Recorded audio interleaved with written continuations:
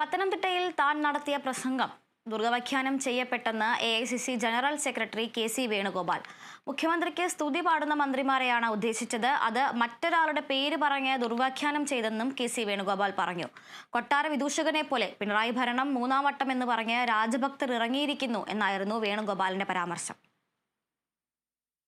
പറയാത്ത കാര്യങ്ങൾ വാർത്തയാക്കുന്നു. ഞാൻ ഇന്നലെ പത്തനംതിട്ടയിൽ പറഞ്ഞ എന്താണ്?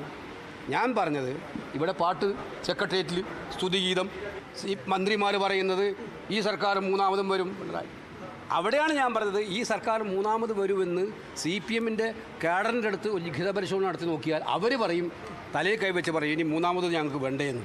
കാരണം അതിന് ഏറ്റവും കൂടുതൽ ദുരന്തം അനുഭവിക്കുന്നത് പാർട്ടിയാണെന്ന് അവർ മനസ്സിലാക്കുന്നുണ്ട്. അപ്പോൾ ആ ഒരു സാഹചര്യത്തിൽ പിണറായിയുടെ രാജഭക്തന്മാർ ഞാൻ ഉദ്ദേശിച്ചത് പിണറായിയുടെ മന്ത്രിമാരെക്കുറിച്ചും അവരുടെ പാർട്ടി നേതാക്കന്മാരെക്കുറിച്ചുമാണ്. എപ്പോഴും സ്തുതിഗീതം പാടുന്നവരെക്കുറിച്ച്. അത് നിങ്ങൾ വേറെ ആളുടെ പേരിൽ ചർച്ച കൊടുക്കാനാണ് നിങ്ങൾക്ക് താല്പര്യം.